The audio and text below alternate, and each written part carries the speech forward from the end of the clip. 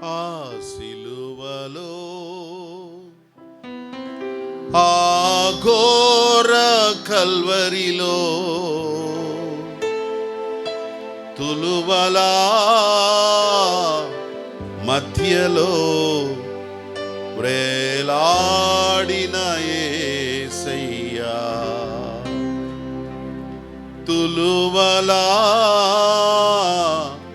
మధ్యలో వ్రేలాడిన యేసయ్యా. ట్రబుల్ ఎక్కువగా ఉంది, కొంచెం చూసుకోండి. వెలి అయిన యేసయ్యా, బలి అయిన యేసయ్యా, నిలువెల్ల నలిగితివా, నీవెంతో అలసితివా, సిలువలో ఆ సిలువలో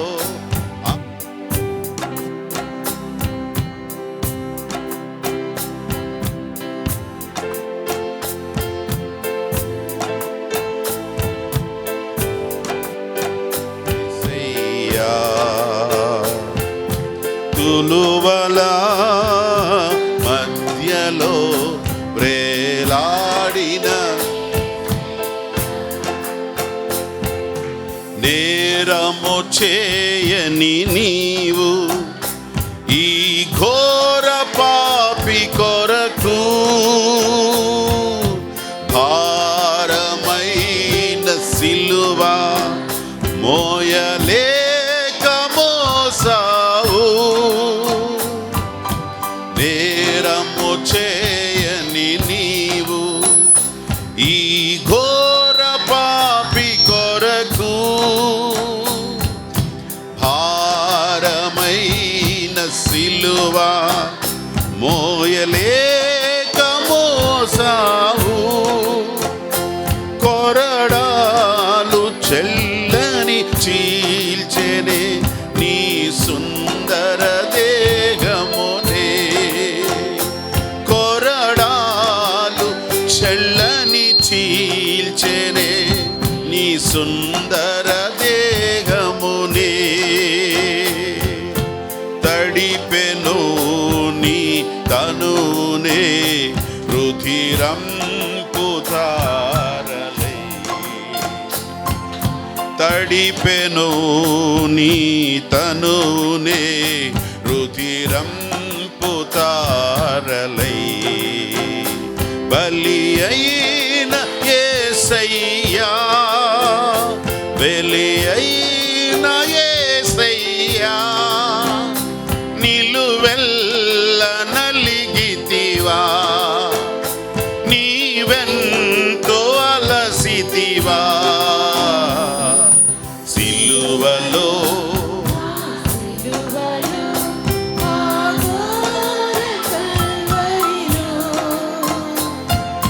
తులువలా, ట్రెబుల్ ఎక్కువ తీసుకుంటుందా, లాడిన యేసయ్యా, తులువలా మధ్యలో వ్రేలాడిన యేసయ్యా, వధకు సిద్ధమైన గొర్రె పిల్లవోలే మోమున ఉమ్మివేయా, మౌనివైనావే, వధకు సిద్ధమైన గొర్రె పిల్లవోలే మోమున ఉమ్మివేయా, మౌనివైనావే, దూషించి అపహసించి హింసించిరా నిన్నో, దూషించి అపహసించి హింసించిరా నిన్నో, ఊహకు అందదు నీ త్యాగమేసయ్యా ఊహకు అందదు నీ త్యాగమేసయ్యా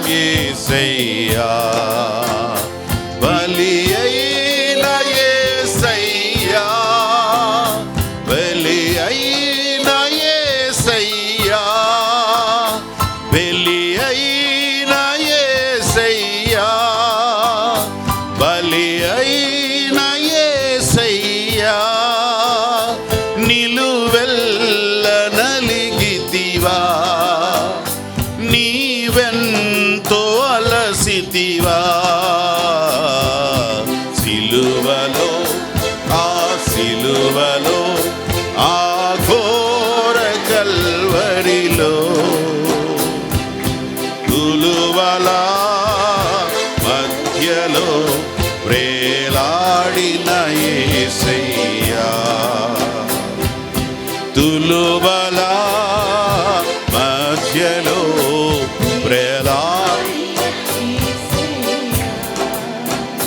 బలి అయిన యేసయ్యా బలి అయిన యేసయ్యా బలి అయిన యేసయ్యా బలి అయిన యేసయ్యా నిలువెల్ల నలిగితివా నీవెంతో అలసితివా సిలువలో ఆ సిలువలో ఆ ఘోర కల్వరిలో తులువల మధ్యలో ప్రేలాడిన యేసయ్యా తులువల మధ్యలో ప్రేలాడిన యేసయ్యా ఆమేన్ హల్లెలూయా. యేసుక్రీస్తు వారు 2000 సంవత్సరాల క్రితం దైవ మానవుడుగా ఈ లోకములో జన్మించారు. బాలుడుగా జన్మించిన యేసుక్రీస్తు వారు 33.5 సంవత్సరముల కాలం ఈ లోకములో జీవించారు. 3.5 సంవత్సరములు దేవుని రాజ్యమును గురించి ప్రబోధించి నేనే మార్గమును సత్యమును జీవమునై ఉన్నాను అని పరలోకానికి మోక్షానికి మార్గాన్ని చూపించి పాపి అయిన మనుష్యుడు పరలోక రాజ్యానికి వెళ్ళాలంటే పరిశుద్ధుడు కావాలి, ఎందుకనగా నేను పరిశుద్ధుడను గనక మీరు కూడా పరిశుద్ధులుగా ఉండాలి అని దేవుడు తెలియజేసిన మాట ప్రకారముగా మనము ఏ విధంగా పరిశుద్ధులు కాగలము, అది కేవలం ఒక పుణ్యమూర్తి యొక్క రక్త దానం వలన మాత్రమే జరుగుతుంది. అది ప్రభు అయిన యేసుక్రీస్తు వారు మన కొరకు కల్వరి శిలువలో రక్తదానము చేసి తన పవిత్రమైన రక్తము ద్వారా మన పాపములను కడిగి శుద్ధి చేసి పరిశుద్ధులుగా మన జీవితాలను మార్చి మోక్షరాజ్యములో చేర్చబడటానికి ఆయన శిలువలో బలిగావించబడ్డారు. ఒక బలి పశువుగా ఆయన వధించబడ్డాడు. కారణమేమనగా దేవుడు ఇజ్రాయేలు జనాంగానికి బలి అర్పించుట అనేది ఏ విధంగా అర్పించాలి, ఎలా అర్పించాలి, బలి అర్పించడం దేనికి అనంటే యెహోవాకు అది సువాసన, అంగీకారం. ఒక వ్యక్తి దేవుని దగ్గరికి వెళ్ళడానికి అంగీకరించబడటానికి తను ఒక బలి పశువు వధించబడి ఆ పవిత్ర రక్తములో కడగబడాలి. దేవుడు దానిని నియమించాడు. ఆయన నియమించినటువంటి నియమములో ఆ బలి అర్పణ ఎలా ఉండాలి అనేది పాత నిబంధన కాలములో దేవుడు తెలియజేశాడు. యేసుక్రీస్తు వారు కల్వరి శిలువలో బలి అర్పించబడిన దానికిని దేవుడు తన ప్రజలకి నేర్పించి బోధించినటువంటి దానికిని ఆ యొక్క సంబంధాన్ని ఈరోజు మనం గుర్తు చేసుకోబోతున్నాం. యేసుక్రీస్తు వారిని ఉదయము 9 గంటలకు కల్వరి శిలువలో శిలువ వేసేశారు. 9 గంటల సమయంలో ఆయన శిలువలో వేలాడుతూ ఉన్నాడు.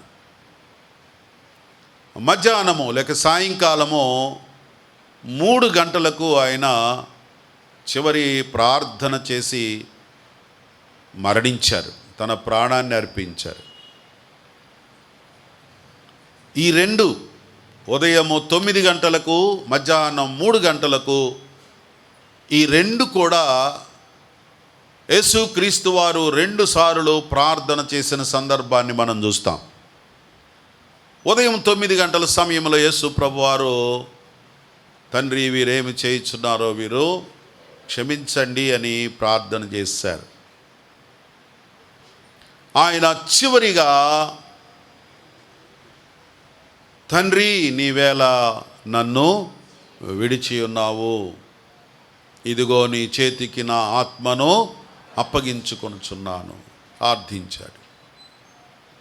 అది 3 గంటల సమయంలో.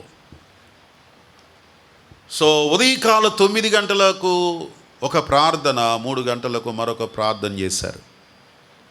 దీనికి కరెక్ట్గా యేసుక్రీస్తు వారు బలిగావించబడినటువంటి సందర్భం యూదుల ఆచార ప్రకారంగా దేవుడు తెలియజేసినటువంటి బలి అర్పణ క్రమం విధానంలో యేసుక్రీస్తు వారు బలి అర్పించబడ్డాడు. ఇజ్రాయేల్ ప్రజలకి దేవుడు తెలియజేశాడు, ఉదయకాలమున ఒక బలిని అర్పించండి, సాయంకాలం ఒక బలిని అర్పించండి. దేవాలయమునకు వెళ్ళినప్పుడు యాజకుల యొక్క పని ఏమిటి అని అంటే, రోజుకి 2 మగ నిర్దోషమైనటువంటి మగ గొర్రె పిల్లలను, ఏమని రాయబడిందండి, ప్రతిదినమున నిర్దోషమైన ఏడాదివగు 2 మగ గొర్రె పిల్లలను మీరు అర్పించవలెను. అది ఉదయమున ఒక గొర్రె పిల్లను, సాయంకాలమున మరి ఒక గొర్రె పిల్లను మీరు వధించాలి. అనగా ఓపెనింగ్ అండ్ క్లోజింగ్ లాగా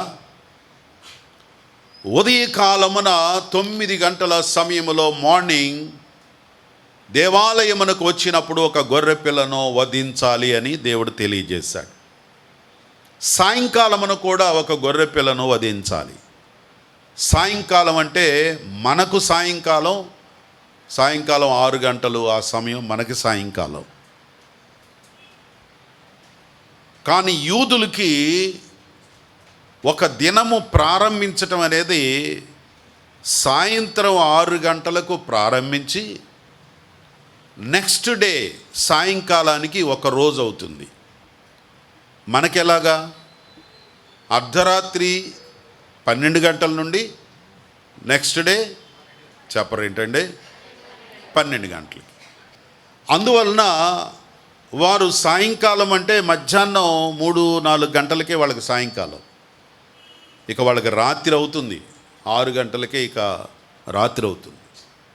కనుక వారు ఉదయము 9 గంటలకు ఒక బలిని అర్పిస్తారు. యాజకులందరూ కూడా కూడుకున్న తర్వాత దేవాలయమునకు వచ్చి ప్రభువుని స్తుతించి అందరూ అటెండ్ అయి దేవునికి ఒక బలి అర్పణ సమర్పిస్తారు. అది దేవునికి స్తోత్రయాగాలు అర్పించడానికి, ఆ గొర్రెపిల్ల రక్తములో ఎవరైతే వారి పాపములను దేవుని దగ్గర ఒప్పుకోవడానికి బలి తీసుకొని వస్తారో వారి మీద ప్రోక్షించడానికి ఆ రక్త ప్రోక్షణం చేస్తూ ఉంటారు. సాయంకాలము కూడా ఒక గొర్రె పిల్లను వధించి ఆ రక్తమును ప్రోక్షిస్తూ ఉంటారు. సో ఈ రెండు సమయాలను గమనించినట్లయితే యేసుక్రీస్తు వారు కూడా ఉదయం 9 గంటల నుండి మధ్యాహ్నం 3 గంటల వరకు సిలువలో వేలాడిన రీతిగా మన కొరకు ఆయన 2 సార్లు ప్రార్థన చేశాడు అని మనం గుర్తించాలి. సో మన ప్రభు నిర్దోషమైనటువంటి ఒక గొర్రె పిల్లగా అర్పణ చెల్లించినటువంటి దేవుడు మన దేవుడు. అందుకనే మధ్యాహ్నం 3 గంటలకు ఆయన మరణించడానికి గల ముఖ్యమైన కారణం కూడా మధ్యాహ్నపు బలి ఆయన అర్పించాడు. అందుకని బైబిల్లో మనం ఎక్కడ చూసినా కూడా 3 గంటలకు ప్రార్థనా సమయం అని ఉంటుంది. పేతురు యోహానులు దేవాలయానికి వెళ్ళినప్పుడు 3 గంటలకు ప్రార్థనా సమయానికి వెళ్ళారు. అలాగే పౌలు గారు కూడా 3 గంటలకు ఆ యొక్క నది ఒడ్డున ప్రార్థన జరుగుతుంది అని వెళ్ళినప్పుడు లుదియా హృదయము తెరవబడిన సందర్భం అది 3 గంటలకు. బైబిల్లో మనం ఎక్కడ చూసినా కూడా 3 గంటల ప్రార్థన ఉంటుంది.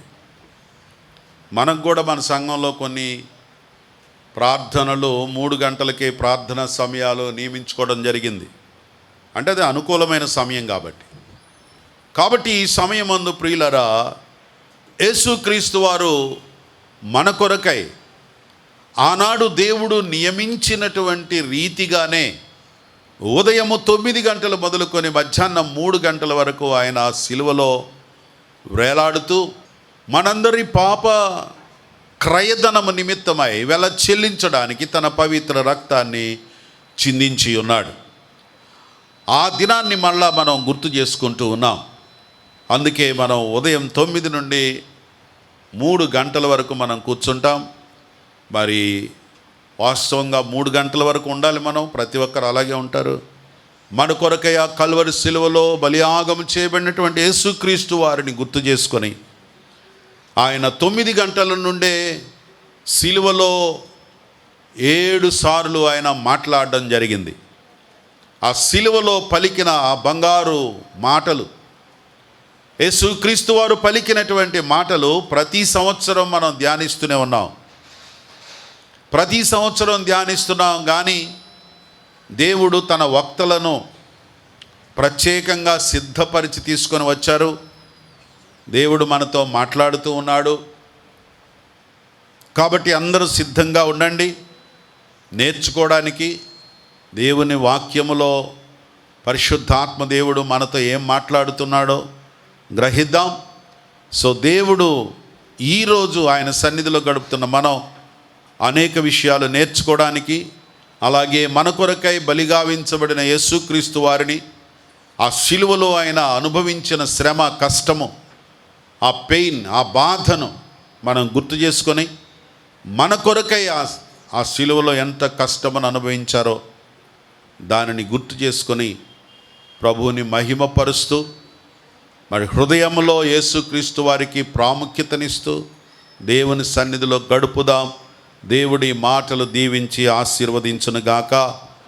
ఆ విలువైన సమయంలోకి మనందరం వచ్చిన్నాం గనక దయచేసి మొదటి మాట మన మధ్యలో ఉన్న సహోదరులు సుగుణరావు గారు లూకాసు సువార్త 23వ అధ్యాయము 34వ వచన భాగంలో నుండి వారు మొదటి మాటను పంచుకుంటారు. ఈరోజు ఈ శుభ శుక్రవారం మనమందరము ఆయన్ని స్తుతించడానికి, ఆయన్ని కనపరచడానికి, ఆయన మన కొరకు సిలువలో ఆయన ప్రాణాన్ని త్యాగం చేసిన దానికి గుర్తుగా మనమందరం కూడుకొని ఆయన మాటలను వినుటకు మనమందరము కూడిన విధానానికై ముందుగా దేవాది దేవునికి వేలాదిగా స్తుతులు స్తోత్రములు చెల్లిస్తున్నాం. హల్లెలూయా. మీ అందరికీ నా ప్రేమ వందనాలు. ఒకనొక స్కూల్లో పేరెంట్స్ మీటింగు అరేంజ్ చేశారు. ఆ పేరెంట్స్ మీటింగ్ కోసమై పేరెంట్స్కి సర్ప్రైజ్ గిఫ్ట్స్ ఇవ్వడానికి పిల్లల్ని సిద్ధపాటు చేశారు టీచర్స్. అయితే పేరెంట్స్ మొత్తాన్ని కూడా సర్ప్రైజింగ్గా పిలిచారు పేరెంట్స్ మీటింగ్కి. అక్కడున్న వాళ్ళ పిల్లల చేత వాళ్ళకి గిఫ్ట్లు ఇవ్వడానికి ఏర్పాటు చేయడం జరిగింది. అందరూ కూడా రకరకాల బహుమతులు వాళ్ళ పేరెంట్స్కి ఇస్తూ ఉన్నారు. చాలామంది పిల్లలు కూడా విలువైన బహుమతులు. సో అది కూడా వాళ్ళ యొక్క టీచర్ సమక్షంలో. ఒకానొక అమ్మాయి వాళ్ళ డాడీకి ఒక మంచి గిఫ్ట్ ఇవ్వడం జరిగింది. ఆ గిఫ్ట్ కూడా బాగా అలంకరణ చేసి కూడా, ఎంత బాగా అలంకరణ చేసి వాళ్ళ డాడీకి ఇచ్చిందంటే, ఆ డాడీ ఆ గిఫ్ట్ని ఓపెన్ చేయగలనే ఆ బాక్సులో ఏం లేదు.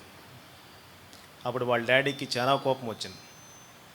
ఏంటమ్మా, తర్వాత వాళ్ళ ముందు విసుక్కోవడం బాగోదు అని చెప్పి పక్కకి వెళ్ళిన తర్వాత, ఏంటమ్మా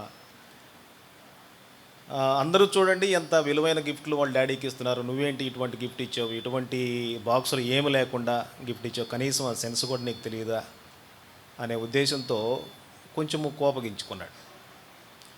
ఆ తర్వాత అందరి ముందే తను మాట్లాడటం ఇష్టం లేక ఆ పాప వాళ్ళ డాడీతో ఎదురు సమాధానం చెప్పడం ఇష్టం లేక వాళ్ళ డాడీతో అన్న మాట ఏంటంటే, డాడీ నువ్వు నా ఎడల చేస్తున్న ప్రేమ, నువ్వు నా ఎడల చూపిస్తున్న అనురాగం, నువ్వు నా కోసం పడుతున్న శ్రమ, నువ్వు నా కోసం పడుతున్న త్యాగం నేను మాటల్లో వర్ణించలేను.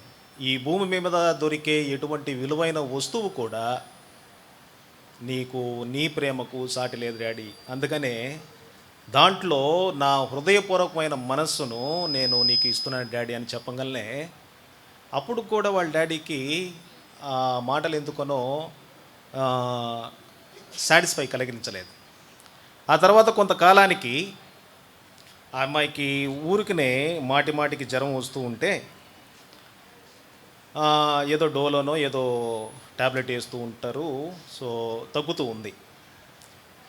సరే, ఇంకా ఆ జ్వరం తగ్గకపోతూ ఉంటే మరలా కూడా డాక్టర్ చూయిస్తే డాక్టర్సు ఆ అమ్మాయికి క్యాన్సర్ వ్యాధి ఉందని నిర్ధారించడం జరుగుతుంది. అప్పుడు కొంతకాలానికి చికిత్స చేసిన తర్వాత చనిపోవడం కూడా జరుగుతుంది ఆ పాప. సో ఆ పాప చనిపోయిన తర్వాత వాళ్ళ డాడీ ఆ అమ్మాయి ఇచ్చిన బాక్స్, ఆ విలువైన బాక్స్ అని గుర్తు చేసుకుంటూ ఆ అమ్మాయి చివరిగా ఆయనతో మాట్లాడిన మాటలు గుర్తు చేసుకుంటూ తలుచుకుంటూ ఏడుస్తూనే ఉంటాడు. మన జీవితంలో కూడా ఎంతోమంది మన పెద్దవాళ్ళు కానీ, లేకపోతే మన ఆప్తులు కానీ, మన స్నేహితులు కానీ మన కళ్ళ ముందు ఉన్నంతసేపు వాళ్ళ విలువ మనకు తెలియదు. వాళ్ళు పోయిన తర్వాత, భూమిని విడిచి వెళ్ళిపోయిన తర్వాత వాళ్ళ కోసం మనం ఎంతగా ప్రయాసపడుతున్నా కూడా వాళ్ళు మరలా తిరిగి రారు. సో ఆ పాప వాళ్ళ డాడీకి లాస్ట్గా, అంటే చివరిగా పలికిన మాటలను ఎప్పుడూ గుర్తు చేసుకుంటూ తను బ్రతుకుతూ ఉంటాడు. ఈ మాటలను మీకు ఎందుకు చెప్తున్నానంటే, యేసు ప్రభు వారి కూడా మనందరి పాపాల నిమిత్తము ఆయన శిలువలో తన ప్రశస్తమైన రక్తాన్ని కార్చి మన పాపాలను క్షమించుటకు తన రక్తాన్ని ధారధారలుగా కార్చిన విధానాన్ని గుర్తు చేసుకోవడానికి. సో ఒక మనిషి జీవితంలో రెండే రెండు సంఘటనలు బాగా గుర్తుంటాయి. ఒక మనిషి పుట్టగలనే తను మాట్లాడే మొదటి మాటకి తల్లిదండ్రులు బాగా విలువిస్తూ ఉంటారు. అదేవిధంగా ఆ మనిషి చనిపోయేటప్పుడు చివరిగా పలికే మాటలు ఎంతో విలువైనవి. సో అటువంటి విలువైన మాటలను మన యేసు ప్రభువారు మనకి అందించారు. తను చనిపోయే ముందు సిలువలో పలికిన 7 మాటలు ఏవైతే ఉన్నాయో, ఈ ప్రపంచం ఎదుర్కొంటున్నటువంటి అనేకమైన ప్రశ్నలకు సమాధానాలుగా మిగులుతూ ఉన్నాయి. సో మనందరికీ తెలిసిందే, యేసు ప్రభువారు అంటే ఈ ముందు రోజు, ఈ శుక్రవారం దానికి ముందు రోజు గెత్సెమనే తోటలో ప్రార్థన చేస్తూ ఉండగా ఆయన్ని పట్టుకొనుటకు సైనికులు వాళ్ళందరూ వచ్చి ఆయన్ని పట్టుకొని ఆ రాత్రి మొత్తం కూడా ఆయన్ని తీర్పు తీర్చడానికి పిలాతు దగ్గరకు, హేరోదు దగ్గరకు, మరలా పిలాతు దగ్గరకు ఈ తీర్పు తీర్చిన తర్వాత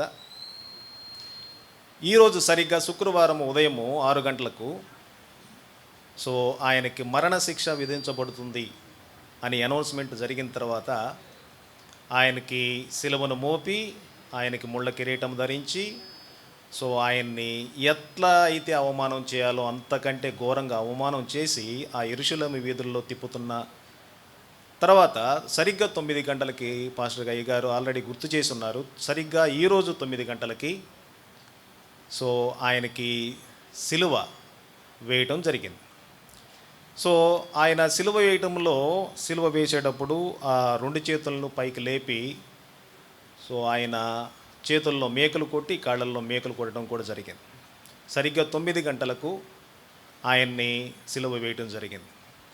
సిలువ వేసే క్రమంలో కూడా 9 గంటల నుంచి 3 గంటల వరకు బాగా అతి భయంకరమైన ఎండలో కపాల అనే స్థలవంతులో ఆయన సిలువ వేయటం కూడా జరిగిందని మనం చూస్తాం. ఆయన సిలువ వేసేటప్పుడు మీరు ఒకసారి గమనిస్తే 2 చేతులను పైకి లేపి కాళ్ళకు చేతులకు సేళ్ళ కొట్టి సిలువ వేయటం జరుగుతుంది. సో ఆయన రక్తాన్ని దారలుగా కారుతున్నా కూడా ఆయన పలికే మాటలు అంటే ఆయన శారీరకంగా ఈ భూమి మీద చనిపోతున్నప్పుడు ఆయన పలికే మాటలు ఎంతో ప్రశస్తమైనవి. ఆ ప్రశస్తమైన మాటలు ఈ ప్రపంచంలో ఉన్న ప్రతి మానవుడికి ఏ విధంగా ఈ భూమి మీద జీవించాలి, ఏ విధంగా మనం ఎదుటి వ్యక్తిని ప్రేమించాలి, ఏ విధంగా మనము ఎదుటి వ్యక్తితో మనము సంబంధం కలిగి ఉండాలి, తల్లిదండ్రులతో మనం ఏ విధంగా సంబంధం కలిగి ఉండాలి అనే ప్రతి మాటకు కూడా ఆన్సరు ఆ 7 మాటల్లో దొరుకుతుందని మనం చూస్తాం. అందులో భాగంగా ఆయన మాట్లాడిన మాటలలో మొదటి మాటగా మనం ఒకసారి గమనిస్తే లూకా సువార్త 23వ అధ్యాయము 34వ వచనం. యేసు, తండ్రి, వీరేమి చేయుచున్నారో వీరెరుగురు గనుక వీరిని క్షమించమని చెప్పాను. వారు ఆయన వస్త్రములు పంచుకొనుటకై చీట్లు వేసిరి. సో యేసు ప్రభు వారు సిలువ వేసిన తర్వాత ఆయన మొట్టమొదటిగా మాట్లాడిన మాటలో మనము చూస్తే ఆయన అంత వేదనలో కూడా సిలువ మరణము పొందుతున్న అంత వేదనలో కూడా ఆయన రక్తము దారలుగా కారుతున్నా కూడా మన పాప పరిహార్థమై ఆయన సిలువలో పలికిన మాట ఫస్ట్ మాటను మనం ఒకసారి గమనిస్తే వీరేమి చేయుచున్నారో వీరు ఎరుగరు కాబట్టి తండ్రి వీరిని క్షమించమని తండ్రికి ప్రార్థన చేయుచున్నాడు. సో మనమైతే ఎంత కష్టంలో ఉన్నా, నష్టంలో ఉన్నా, వ్యాధుల్లో ఉన్నా, బాధల్లో ఉన్నా మన తోటివారు ఎవరైనా కూడా మనల్ని ఇబ్బంది పెడుతూ ఉంటే మనము అటువంటి పరిస్థితిలో ఉన్నాం, క్షమించే పరిస్థితిలో ఉండం. కానీ యేసు ప్రభు వారు అంత రోదన, అంత వేదన, అంత భయంకరమైన పరిస్థితిలో ఉన్నప్పటికీ తన తండ్రికి ఏ విధంగా మొరపెడుతూ ఉన్నారంటే, తండ్రి ఈ హింసించే వాళ్ళు ఏమి చేస్తున్నారో కూడా వీళ్ళకి తెలియదు కాబట్టి వీళ్ళని క్షమించమని కోరుతున్నాడు. అయితే క్షమాపణ అనేది ఈ లోకంలో చాలా గొప్పది. ఆ క్షమాపణ మనము ఒకసారి ఎంత గొప్పదో చూస్తే యేసు ప్రభు వారు ఈ లోకంలో ఉన్నప్పుడు పక్షవాయువు గల వారిని స్వస్థతపరిచాడు. సో పక్షవాయు గల వారిని తన యొద్దకు తీసుకొచ్చినప్పుడు ఆయన స్వస్థపరిచిన విధంగా మనం చూస్తాం. అయితే ఏ విధంగా స్వస్థపరిచారంటే అక్కడ ఆయన నీ పాపములు క్షమించబడవి, నువ్వు తిరుగులేము అని స్వస్థపరిచాడు. కానీ అక్కడ కూడిన వాళ్ళు ప్రతి ఒక్కళ్ళకి కూడా నీ పాపములు క్షమించబడినవి అనంటే ఎట్లా తిరిగి లేస్తున్నాడు అనేది చాలా మందికి డౌట్ వచ్చింది. కానీ ఆయన దేవుడు కనుక ఆయన క్షమించే హృదయం ఉంది కనుక సో ఆయన క్షమించిన ఆ పక్షవాయువు గల వ్యక్తి తిరిగి లేచుట మనం గమనించి ఉన్నాం. కాబట్టి ఈ లోకములో జీవించాలంటే మొదటిగా మన సహోదరుల్ని మనము క్షమించవలసినై ఉన్నాం, మన తల్లిదండ్రులను మనము గౌరవించవలసినై ఉన్నాం, అదేవిధంగా మన పెద్దల్ని మనము గౌరవించవలసినై ఉన్నాం. ఎవరైనా తప్పు చేస్తే ఆ తప్పుని మనము పదే ఎత్తి చూపకుండా వాళ్ళని క్షమించే విధంగా మనం ఉండాలి. అది దేవుడు సిలువలో మొదటిగా మనతో పలికిన మాట. ఈ దేవుడు ఈ వాక్య భాగాన్ని దీవించి ఆశీర్వదించునుగాక. ఆమేన్. చిన్న ప్రార్థన చేసుకుందాం. పరిశుద్ధుడా, పరమగల తండ్రి, ప్రేమగల నాయన, మీ పరిశుద్ధ పాదములకు స్తుతులు స్తోత్రములు నాయన. అయా మీరు మా కొరకు నాయన సిలువలో పలికిన 7 మాటలను గుర్తు చేసుకున్నటకు నాయన మొదటి మాట నాతో మీరు పలికిన విధానానికై మీకే వందనములు. ఇక్కడ చేరిన ప్రతి ఒక్కరిని దీవించి ఆశీర్వదించండి. తర్వాత పలికే ఆయా భక్తులను దీవించి ఆశీర్వదించండి. మీ నోటి మాటలను వారితో పలికించమని యేసు నామమున అడిగి వేడుకొనుచున్నాం తండ్రి, ఆమేన్. యేసుక్రీస్తు ప్రభువారు సర్వమానవాళి పాప విమోచన కొరకు అన్యాయపు తీర్పు తీర్చబడినటువంటి వారై సిలువలో సర్వ పాపాన్ని పరిహారార్థంగా తను సిలువలో వేలాడుతూ పలికినటువంటి 7 మాటలలో 2వ మాటను మనం ధ్యానించుకుందాం. చిన్న ప్రార్థన. మహోన్నతుడా, మహాపరిశుద్ధుడా, ప్రేమ నమ్మకం కలిగిన తండ్రి, యేసయ్య మీకు వందనాలు, స్తోత్రాలు. మీరు సిలువలో పలికినటువంటి 2వ మాటను అద్భుతమైన సందేశంగా మా అందరి వినికిడిలో దీవించమని ప్రార్థన యేసయ్య నామంలో అడుగుచున్నాం తండ్రి, ఆమేన్. 2వ దొంగగా పిలువబడుచున్నటువంటి, మారు మనసు పొంది విశ్వాసిగా నీతిమంతుడిగా తీర్చబడినటువంటి ఆ 2వ దొంగకు ఎటువంటి అద్భుతమైన అవకాశాన్ని ఇచ్చారో, అలాగే నాకు కూడా ఈ సమయంలో దైవజనులు కానీ అందరికన్నా దేవాది దేవుడు నాకు ఇచ్చిన ఈ అవకాశాన్ని సద్వినియోగపరచుకోవడానికి డైరెక్ట్గా నేను సిలువలో 2వ దొంగ ఏ మాట పలికారు, ఆ 2 దొంగలు ఏ మాటలు పలికారు, దానికి యేసు ప్రభు వారు ఇచ్చినటువంటి మాట ఏంటి అనేది ధ్యానించుకుందాం. ఒకసారి అందరూ బైబిల్ తెరిచి లూకాసు వార్త 23వ అధ్యాయము 39వ వచనం నుండి చదువుకుందాం. వ్రేలాడవేయబడిన ఆ నేరస్తుల్లో ఒకడు ఆయనను దూషించుచు ఆపుదాం. ఇక్కడ 2 దొంగలు. అందరూ మన వినికిడిలో ఏమి వింటూ ఉంటామంటే ఇక్కడైతే ఒక దొంగ దూషించుచు అని ఉన్నది. కొన్ని అపోహలు ఉన్నాయి, కానీ మొట్టమొదటిగా 2 దొంగలు దూషించినటువంటి వాళ్ళే. మత్తయి సువార్త 27:44లో కానీ, మార్కు సువార్త 15:32లో కానీ వారిరువురు దూషించారు. వారిరువురు నేరం చేసిన వాళ్ళు, వారిరువురు బందిపోటు దొంగలు. అయితే ప్రవచనము నెరవేర్పు కొరకు అతిక్రమము చేయబడిన వారిలో ఒకనిగా ఎంచబడిన వాడాయను అనే ప్రవచనానుసారంగా పరిశుద్ధుడైనటువంటి యేసుక్రీస్తు ప్రభువారిని మధ్యలో పెట్టి అటు ఇటు సిలువ వేయబడడం జరిగింది. అయితే ఇంకొక అపోహ ఏంటి అంటే, రాంగ్ నోషన్ అది. పరదేశకు 2వ దొంగ వెళ్ళారు కదా, ఆ పరదేశకు వెళ్ళినటువంటి దొంగ బాప్తిస్మం లేకుండా ఎలా వెళ్ళాడు అనేది కూడా మనకున్నది. దాన్ని కూడా ఈ యొక్క వాక్య భాగంలో మనం నేర్చుకుందాం. మొదట ఆ నేరస్తులు వాళ్ళు ఆయన్ని దూషిస్తూ ఉన్నారు. మనం కూడా అనేకసార్లు ఆ మొదటి దొంగ, కుడివైపున దొంగ, 2వ వైపున దొంగ అనే మాత్రమే ఉంది, కానీ 1, 2వ వైపు అని ఉంది, కానీ కుడి ఎడమ దొంగలు అనేది అక్కడ ఎవరు రక్షించబడ్డారు అనేది మనకు క్లియర్గా చెప్పబడలేదు. అయితే ఇక్కడ ఒకడు దూషిస్తూ ఉన్నారు. ఆ దూషణ అనేది మొదటి దొంగ. చూడండి అక్కడ, నీవు క్రీస్తువు కదా, నిన్ను నీవు రక్షించుకొనుము, మమ్మను కూడా రక్షించుమని చెప్పెను కదా. మొదటి దొంగ మాట్లాడినటువంటి ఆ మాటలు మనం కూడా ఈ లోకంలో చాలాసార్లు మనందరం కూడా అది చేస్తూ ఉంటాం, దూషిస్తూ ఉంటాం. మనము ఏం చేయాలో మన స్థితిని మనము ఎరగము. ఏ పాపంలో ఉన్నామో, ఏ శిక్షలో, ఏ విధిలో ఉన్నామో ఎరగకుండా ఆ దొంగ కూడా తన స్థితిని, తన పాపపు స్థితిని, తను చేసినటువంటి శిక్షను, ఆ హత్యలను, వాటిని ఆలోచించకుండా ఎదుటివారు ఏం చేయాలి, యేసుప్రభు ఏం చేయాలో అక్కడ తెలియజేస్తూ ఉన్నారు. మనం కూడా మనలో ఉన్నటువంటి లోపాలను ఎంచకుండా, మనం ఏం చేయాలో మనం తెలుసుకోకుండా ఎదుటివారు ఏం చేయాలో ఎప్పుడు కూడా మనం తెలియజేస్తూ ఉంటాం. దానిని ఈ దొంగ నుంచి మనము నేర్చుకోవాలి. నీవు క్రీస్తువు కదా అనగానే నువ్వు క్రీస్తువా అన్నట్లుగా హేళన చేసినట్లుగా, లేదంటే నిన్ను నువ్వు రక్షించుకో, నీవు రక్షకుడు అంటున్నారు కదా, నువ్వు రక్షించుకో అన్నట్లుగా అపహాస్యం చేసినట్లుగా, లేకపోతే మమ్మల్ని కూడా రక్షించంటే దూషించినట్లుగా, మరి తన హృదయం నిండా కఠినమైనటువంటి హృదయంతో, మార్పు లేని హృదయంతో, పశ్చాత్తాపం లేనటువంటి హృదయంతో కనిపిస్తూ ఉన్నారు మొదటి దొంగ. అటువంటి హృదయం కలిగినటువంటి వాళ్ళం మనము ఇక్కడ ఎవరమైనా ఉన్నట్లయితే దాన్ని సరిచేసుకోవాలని మీకు మనవి చేస్తున్నాను. ఎందుకంటే ప్రతిసారి కూడా 2025 సంవత్సరాల నాటి నుండి కూడా సిలువలో పలికినటువంటి ఆ 7 మాటల ద్వారా దేవుడు అద్భుతంగా ఎవరైతే సిలువను చూస్తూ ఉన్నారో వాళ్లకు కంపల్సరీగా పశ్చాత్తాపము, మరి పాప విమోచన కలుగుతుంది. కాబట్టి మనం ఏదో హృదయ కాఠిన్యంలో ఉండకుండా ఆ మొదటి దొంగ వేసినటువంటి ప్రశ్నలు హేళన చేయకుండా మనం సరిచేసుకోవాలని మీకు మనవి చేస్తూ ఉన్నాను. అక్కడ నీవు క్రీస్తు, 2వ వాడు 40వ వచనం మళ్ళా చదువుకుందాం రెండవసారి.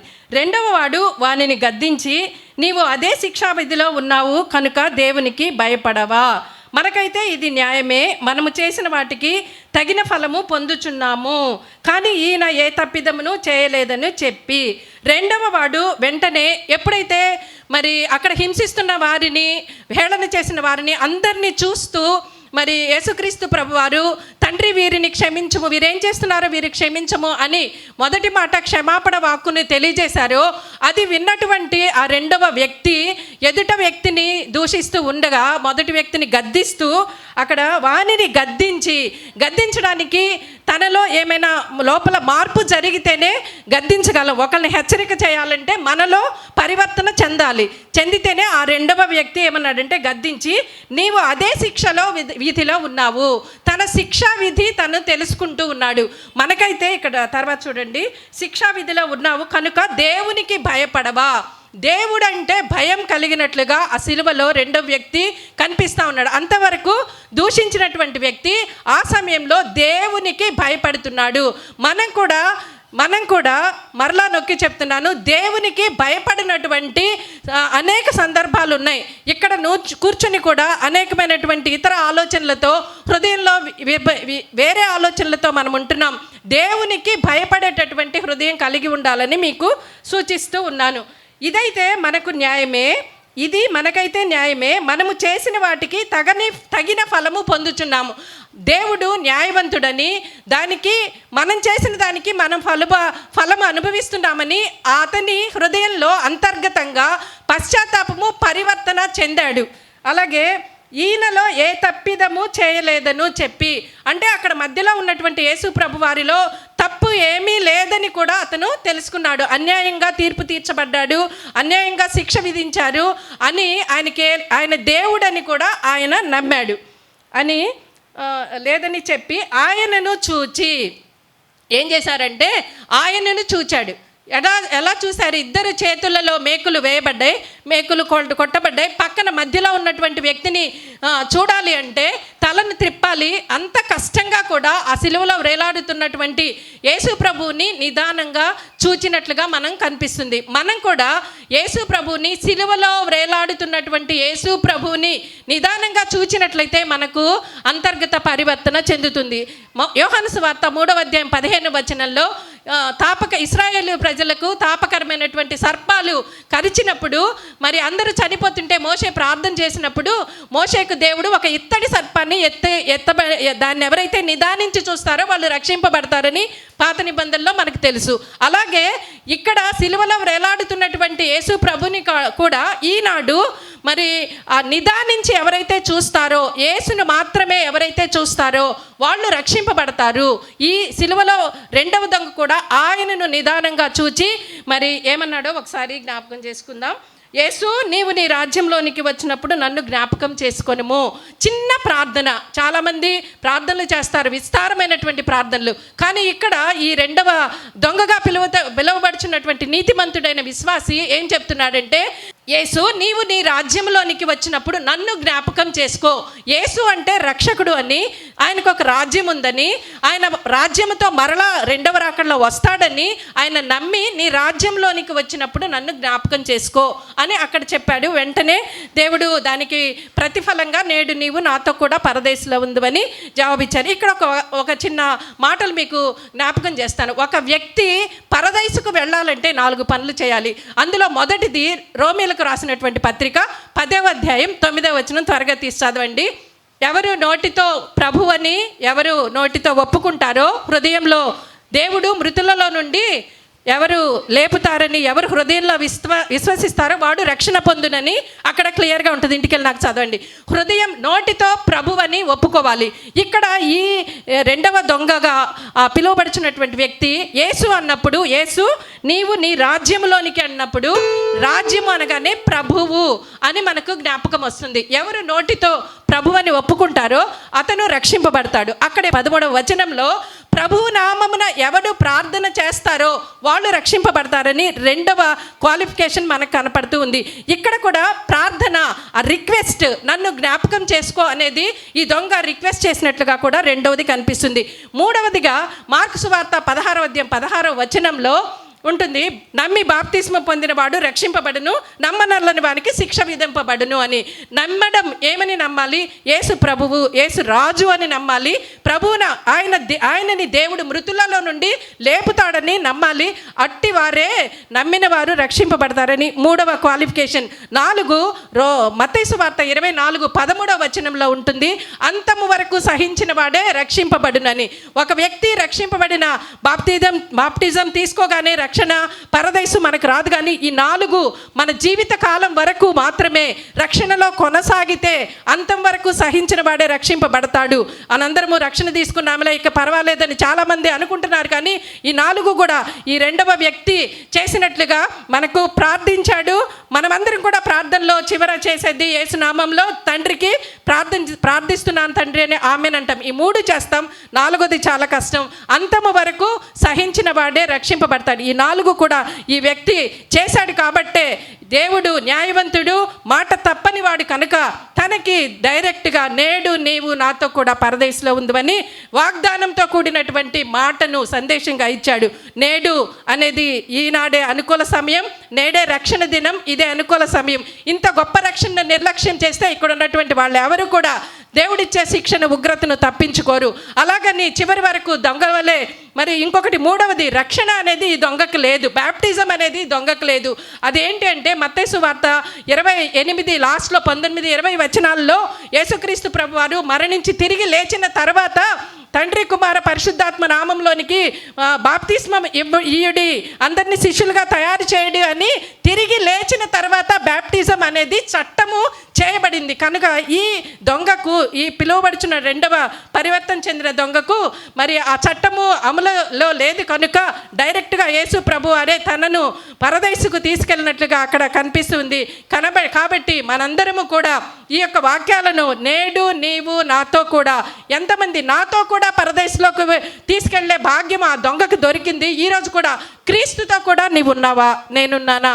ఇప్పుడు క్రీస్తు వస్తే మనము క్రీస్తుతో కూడా ఉన్నామా? ఆయన ఇచ్చే రక్షణను, ఆయన ఇచ్చినటువంటి ఈ అవకాశాన్ని మరి సద్వినియోగం చేసుకోండి. దాన్ని ఎవరు కూడా మరి వేరేగా అనుకోకుండా నేడు నీవు నాతో కూడా. నీవు అనేది వ్యక్తిగత రక్షణ. వ్యక్తిగతంగా నీ తండ్రుల రక్షణ కానీ, నీ తల్లిదండ్రులదు, బంధువులదు, భార్యాభర్తలది రక్షణ అనేది దేవుడు అడగడు. కానీ నీవు అనేది క్లియర్గా దొంగతో క్లియర్గా చెప్పుచున్నటువంటి మాట. ఇది వ్యక్తిగతమైనటువంటి రక్షణ. కాబట్టి ప్రతి ఒక్కరూ, ఇక్కడ ఉన్నటువంటి ప్రతి ఒక్కరూ దీన్ని జ్ఞాపకం పెట్టుకొని ఎవరికి వారు తన హృదయాలలో దేవుడు మాట్లాడినటువంటి ఈ మాటలను, ప్రతి ఒక్క మాటను సందేశాలుగా మీరు ఆహ్వానించి ఆ సిలువలో వేలాడుచున్నటువంటి ఆ దేవుడు పలికినటువంటి ఆ పరదేశు అనేది ఆ భాగ్యాన్ని మనందరం పొందుకోవాలని మీకు తెలియజేస్తున్నాను. పరదేశు అనేది మరి పవిత్రులుండే, నీతిమంతులుగా ప్రభువును సొంత రక్షకుడిగా అంగీకరించినటువంటి వాళ్ళు ఉండేటటువంటి స్థలం అది. ఆ స్థలాన్ని బైబిల్ గ్రంథంలో 3 చోట్ల మరి ప్రస్తావించడం జరిగింది. అది ఒకటి దొంగతో పలిగినటువంటి యేసు ప్రభు గారు పలిగినటువంటి మాట లూకా సువార్త 23:43. రెండవది ఏంటంటే రెవల్యూషన్స్, ప్రకటన గ్రంథము 12వ అధ్యాయం 7వ వచనంలో కూడా ఎఫెసీ సంఘానికి ప్రభువారే చెప్తూ వివరణిస్తూ రాయించినటువంటి మాట. ఆత్మ చెప్పుచున్న మాట చెవిగలవాడు వినుగాక అని అక్కడ ఉంటుంది క్లియర్గా. ఏమనంటే జయించువానికి దేవుడు పరదేశంలో ఉన్న జీవవృక్ష ఫలములను భుజింపనిత్తును అని క్లియర్గా అక్కడ వాగ్దానం చేశాడు. మనము ఆదాము అవ్వలు కోల్పోయినటువంటి ఆ పాపము ద్వారా మరణము సంభవించి కోల్పోయిన ఆ జీవవృక్ష ఫలాలు, మంచి చెడ్డల ఫలాలను తిన్నప్పుడు ఆ ఏదైనా తోట నుంచి మనం వెలివేయబడతాం. కాబట్టి ఆ జీవవృక్ష ఫలాలను తినేటటువంటి భాగ్యాన్ని పరదేశంలో ఉన్నటువంటి మళ్ళా ఎవరైతే యేసుక్రీస్తు ప్రభుని సొంత రక్షకుడిగా అంగీకరించి మరి ఆయన్ని ఒప్పుకొని బాప్టిజం తీసుకుంటారో, అంతం వరకు రక్షణలో కొనసాగుతారో వాళ్లకు మరలా జీవ వృక్ష ఫలాలను భుజించే భాగ్యాన్ని పరదేశంలో మనందరికీ అనుగ్రహిస్తారు. కాబట్టి ఈ యొక్క సదవకాశాన్ని మరి మీరందరూ కూడా వినియోగించుకోవాలని మీకు మనవి చేస్తూ నాకు ఈ అవకాశం ఇచ్చినందుకు పాస్టర్ గారికి, పాస్టర్ గారికి, జెస్సీ పాస్టర్ గారికి నాకు నిండు హృదయపూర్వక శుభాకాంక్షలు, శుక్రవారపు దీవెనలు మరి శుభాకాంక్షలు తెలియజేస్తున్నాను. దేవుడు తన పరిశుద్ధ వాక్యాన్ని మనందరి వినికిడిలో దీవించును గాక. Thank you. కను తోటలో విలపించుచు ప్రార్థించుకొని గెత్సెమనే అను తోటలో విలపించుచు ప్రార్థించుకొని నలువైపులా వినబడుచున్నది పగులుచున్నది నా హృదయమును నలువైపులా వినబడుచున్నది పగులుచున్నది నా హృదయమును కలుగుచున్నది దుఃఖం ప్రభువాని శ్రమలను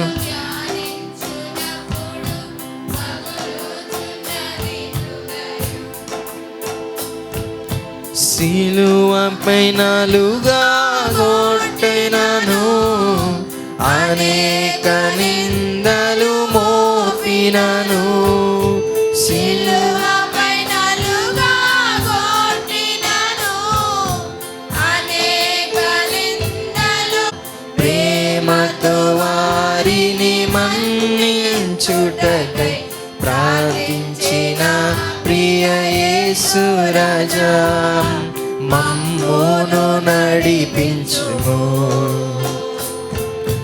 మమ్మును నడిపించుము కల్వారి ప్రేమను తలంచునప్పుడు కలుగుచున్నది దుఃఖం ప్రభువాని శ్రమలను ధ్యానించునప్పుడు పగులుచున్నది హృదయం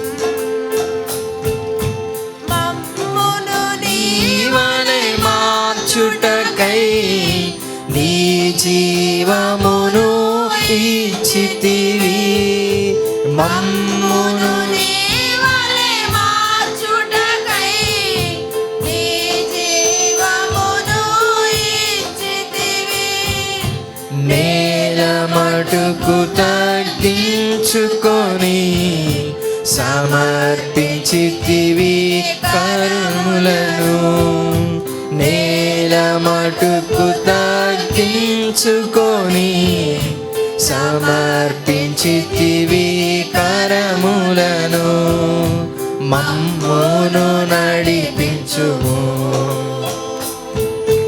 కల్మును నడిపించుము కల్వారి ప్రేమను తలంచునప్పుడు కలుగుచున్నది దుఃఖం ప్రభువాని శ్రమలను ధ్యానించునప్పుడు పగులుచున్నది హృదయం కల్వారి ప్రేమను తలంచునప్పుడు కలుగుచున్నది దుఃఖం ప్రభువాని శ్రమలను ధ్యానించునప్పుడు పగులుచున్నది హృదయం లేనటువంటి గొప్ప భాగ్యము అమూల్యమైనటువంటి గ్రంథాన్ని దేవుడు మనకిచ్చాడు. దేవుని యొక్క గ్రంథంలో ఉన్నటువంటి ప్రతి మాట కూడా ఆత్మయు జీవమునై ఉన్నవి. అవి మన హృదయములను మారుస్తాయి. బైబిల్లో మనం అనేక మందిని చూడగలం. ఇప్పుడే మనం ఒక మాటని మనము ధ్యానించాము, సిలువలో ఉన్నటువంటి దొంగ గురించి. ఆ దొంగ హృదయం మారిపోయింది ప్రభు మాటలతోటి. అలాగే సమరయ స్త్రీ అనేటువంటి ఒక ఆవిడని మనం బైబిల్లో చూడగలం యోహాను సువార్తలో. ఆవిడ హృదయం కూడా మారిపోయి ఆ ఊరంతటిని కూడాను ప్రభు దగ్గరకు నడిపించినట్టుగా మనం చూస్తూ ఉన్నాం. దేవుని యొక్క వాక్యము ఆత్మయు జీవమై ఉండి మన హృదయములను మారచడానికి ప్రయత్నం చేస్తూ ఉంటుంది. ఎప్పుడు అంటే బైబిల్లో ఉన్నటువంటి మాటలను మన హృదయంలో నాటుకున్నప్పుడు, తల కింద పెట్టుకొని పడుకున్నప్పుడు కాదు.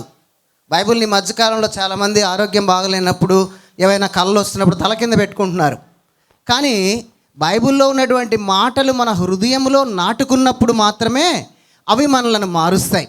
అయితే ఈరోజు ఒక ప్రాముఖ్యమైనటువంటి మాట, 7 మాటల్లో మాటగా 3వ మాటని మనము చదువుకుందాము. యోహాను సువార్త 19వ అధ్యాయము 26, 27 వచనాలను ఒకసారి చదువుకుందాము. యేసు తన తల్లియు తాను ప్రేమించిన శిష్యుడును తన దగ్గర నిలుచుండట చూచి, అమ్మా ఇదిగో నీ కుమారుడు అని తన తల్లితో చెప్పెను. ఆ తర్వాత తన శిష్యుని చూచి, ఇదిగో నీ తల్లి అని చెప్పెను. ఆ గడియ నుండి ఆ శిష్యుడు ఆమెను తన ఇంట చేర్చుకొనెను. ఈ మాటల్లో మనం గమనించినట్టయితే ఇందాక మనం చెప్పుకున్నాం, బైబిల్లో ఉన్నటువంటి ప్రతి మాట కూడా మన హృదయాలను మారుస్తుంది, మన హృదయాలను సరిచేస్తుంది. ఎంతో విలువలతో కూడినటువంటి జీవితాన్ని మనకి లోకంలో ఇస్తుంది. అంతేకాకుండా ఈ లోకంలో మనం మంచిగా విలువలు కలిగినటువంటి జీవితంతో ప్రభువుని నమ్ముకొని జీవిస్తే ఈ లోకాన్ని విడిచిపెట్టిన తర్వాత కూడా తరతరాలు యుగయుగాలు దేవునితో ఉండేటువంటి భాగ్యం మనకి ఇవ్వాలి అంటే దేవుని యొక్క వాక్యం మాత్రమే మనకి ఇవ్వాలి.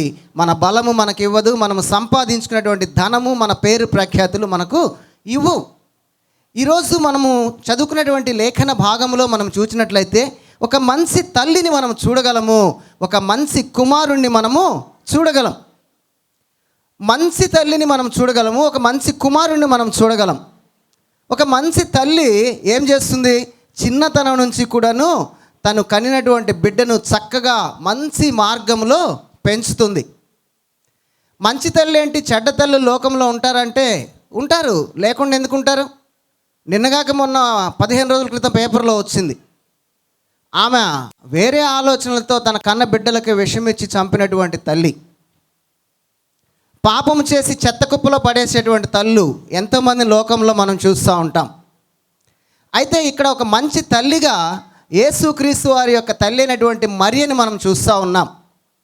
మరియని మనం చూచినప్పుడు ఆమెకు వివాహము నిశ్చయమైనటువంటి వెంటనే దూత మాట్లాడి, పరిశుద్ధాత్మ ద్వారా నీవు గర్భాన్ని ధరించబోతున్నావు, లోక రక్షకుడు నీ గర్భంలో ఉదయించబోతున్నాడని చెప్పినప్పుడు కంగారు పడుతుంది ఆమె. ఆ తర్వాత తనకి భర్తగా నిర్ణయించబడినటువంటి యోసేపు కూడా ఆమెను విడనాడటానికి ఉద్దేశించినప్పుడు దూత మాట్లాడిన తరువాత తన యొక్క ఉద్దేశాన్ని మార్చుకుంటాడు. అయితే మరియ ఎన్ని కష్టాలు పడి ఉంటుందో మనం ఒక్కసారి ఆలోచించుకోవచ్చు. కన్యగా ఉన్నటువంటి మరియకు గర్భమని తెలిసినప్పుడు ఎన్ని బాధలు, ఎన్ని వేదనలు ఆమె అనుభవించి ఉంటుందో మనం తెలుసుకోవచ్చు. లోకమురీత్యా కానీ బంధువుల ద్వారా కానీ అనేకమైనటువంటి బాధలను ఆమె భరించి ఉండొచ్చు. ఎంతగానో ఓర్చుకొని తను నిండు గర్భవతిగా ఉన్నప్పుడు ప్రజాసంఖ్య కోసం మరలా బెత్లెహేం నగరానికి కూడా వెళ్ళినట్లుగా మనం చూస్తూ ఉన్నాం. ఎంతో ప్రయాసతో ఆ నగరానికి వెళ్ళినప్పుడు ఈరోజు ఒక బిడ్డ గర్భవతి అయిందంటే తెలియగానే తల్లిదండ్రులు సంతోషంగా వెళ్ళి మరి ఎంతో కాలము ఆమెని సంరక్షిస్తూ కాన్పోయేటంత వరకు కూడా దగ్గర ఉంటాం మనం చూస్తూ ఉంటాం. కానీ ఆ రోజు ఆమె గర్భవతిగా ఉండి నిండు చూలాలుగా ఆ యొక్క పట్టణానికి వెళ్ళినప్పుడు కనటానికి సరైనటువంటి ప్రదేశం కూడా లేకుండా ఎక్కడో కని తన బిడ్డను పశువుల తొట్టిలో పరుండబెట్టినట్టు మనం చూస్తూ ఉన్నాం. ఎంత ప్రయాసపడింది. ఈరోజు ఒక మనకి బిడ్డ పుట్టపోతూ ఉన్నారంటే కన్సీవ్ అయిందని తెలియగానే మనం అనేకమైనటువంటి రకాలు మనము సమకూరుస్తూ ఉంటాం. అదే ఫారిన్లో అయితే వారికి జెండర్ కూడా చెప్తారు కాబట్టి ఆడపిల్లకైతే ఆడ దుస్తులు, మగపిల్లవాడికైతే మగపిల్లవాడికి సంబంధించినటువంటి దుస్తులను, వారికి కావాల్సినటువంటి వస్తువులన్నిటిని కూడాను వాళ్ళు ఏర్పాటు చేసుకుంటూ ఉంటారు. ఒక తల్లి, ఒక మంచి తల్లి బిడ్డ కోసం ఎంతో ప్రయాసపడుతూ ఉంది. తల్లే కాదు కానీ తండ్రి కూడా. తల్లి ఊహ వచ్చేటంత వరకు బిడ్డను పెంచగలిగితే తండ్రి ఆ బిడ్డ మరిగి పెద్దవాడయి ప్రయోజకుడయ్యేటంత వరకు కూడా తండ్రి తన యొక్క బాధని అనుభవిస్తూ ఉంటాడు. అయితే యేసుక్రీస్తు వారు ఆ సిలువలో నుంచి తల్లి వైపు చూచినప్పుడు తన పడినటువంటి కష్టమంతా కూడా, తన కోసము పడినటువంటి ప్రయాసంతా కూడా తన మనసులో జ్ఞాపకం చేసుకుని ఉండొచ్చు. పైగా తనకు మరియమ్మకు భర్త కూడా లేనటువంటి పరిస్థితిలో ఆ సమయంలో మనం చూస్తూ ఉన్నాం. ఇంకా మరియమ్మ యొక్క భర్త గురించి ఎక్కడ ప్రస్తావన లేదు కాబట్టి చాలామంది పండితులు చెప్పేది ఏంటంటే మరియమ్మ భర్త చనిపోయాడని చెప్తూ ఉంటారు. అంతేకాకుండా యేసుక్రీస్తు వారు పుట్టిన తర్వాత తనకి తమ్ముళ్ళు కొంతమంది ఉన్నారు. వారు కూడాను తల్లిని చూస్తారో లేదో కూడా తెలియదు. ఆ కుమారుడు శిలువ మీద వేదన పడుతూ ఉన్నప్పుడు తల్లి పడేటువంటి బాధ, ఆ కుమారుని కోసం తల్లి అక్కడికి రావటము మిగిలినటువంటి పిల్లలకు ఇష్టం ఉందో కూడా లేదో కూడా తెలియదు. ఎందుకంటే మరి యోహాను సువార్తలో మనం చూడగలము 7వ అధ్యాయం 3వ వచనంలో మరి వారు తన అన్నైనటువంటి యేసుక్రీస్తు వారిని కూడాను ఎదిరించినట్టుగా అక్కడ చూస్తాం మనము. అది చదవవసరం లేదులేండి, అక్కడ మనం చూడగలము. ఎందుకంటే ఆయన చేసినటువంటి బోధలు, ఆయన మీదకి వస్తున్నటువంటి వ్యతిరేకత వారి మీదకి ఎక్కడికి వస్తుందోనని వారు అతన్ని ఎదిరించినట్టుగా, యేసుక్రీస్తు వారిని కూడాను ఎదిరించినట్టుగా, ఇష్టము లేనట్టుగా మనం చూస్తూ ఉన్నాము. మరి ఇలాంటి పరిస్థితుల్లో యేసుక్రీస్తు వారి మీద తప్పులన్నీ కూడాను ఆ యొక్క యూదా సమాజం మోపి సిలువకు అప్పగించినటువంటి పరిస్థితుల్లో మరియమ్మ అక్కడికి వచ్చిందంటే మాకెన్ని బాధలు వస్తాయని మరలా మరియమ్మని వాళ్ళు రాణిస్తారో లేదో కూడా తెలియదు. యేసుక్రీస్తు వారు ఎలాంటి పరిస్థితుల్లో చూస్తున్నాడో తెలుసా? మనం మొదటి మాట నుంచి మనం చూసుకున్నాం. ఏకోవ జామున పట్టుకొని తీసుకొని వచ్చి